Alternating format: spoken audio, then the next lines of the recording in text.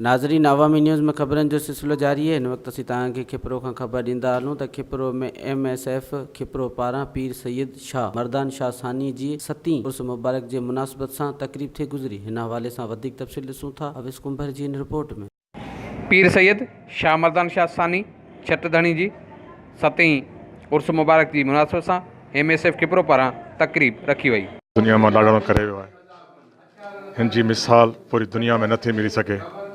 हिन मुल्क जे लाइ जेका कुर्बानियूं ॾिनियूं, हर जाइ ते पाकिस्तान जे लाइ हिन पंहिंजे मुजाहिदनि खे वठी ऐं जेका पाकिस्तान जी हिमायत कई ऐं जंग बि विड़ियूं। ही उहा शख़्सियत आहे जेका बि पेशन गोई करे वियो, उहा सभु साबित थियूं। पी साईं छटधणी बादशाह जो जेको 10 जनवरी उनजो विसाल जो जेको ॾियारो आहे, उहो उन जे हवाले सां असां हिकिड़ी नंढड़ी तकरीब रखीसीं ऐं क़ुरान ख़्वानी कराईसीं।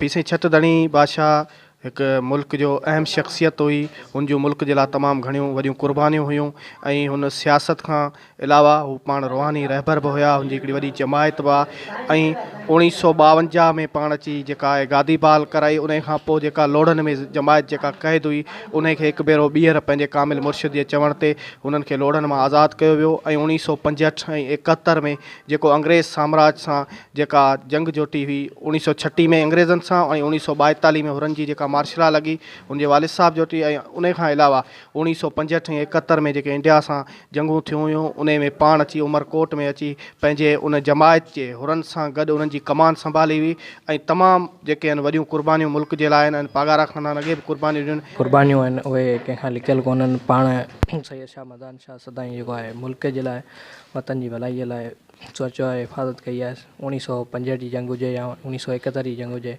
पाण हुननि सां गॾु कुलो कुले मिलाए वतन जी हिफ़ाज़त कई आहे ऐं जमायत जूं जेके क़ुर्बानियूं आहिनि उहे कंहिंखां गुझियूं कोन मुनकिर कई आहे। MSF जे तरफ़ां असां जो दुआऊं इहे आहिनि त कामिल मुर्शिद खे अल्लाह साईं जन्नतुल फिरदौस में अला मक़ाम अता फ़रमाए ऐं क़बर खे जन्नत बाग़बान। छटधणी बादशाह असांखे 1971 ऐं 65 जंगनि में तव्हां ॾिसंदो अहम किरदारु रहियो ऐं उन्हनि खां सवाइ पीर साईं शाह मर्दान शाह हर तइलीमी हर तरबियत ॾिनी।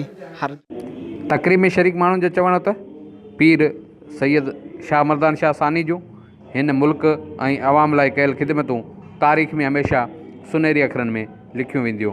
अवेस कुंभर, अवामी न्यूज़, खिपरो। वधीक ख़बरनि ऐं तफ़सील लाइ विज़िट कयो अवामी news Facebook page, YouTube page ऐं अवामी न्यूज़ वेबसाइट।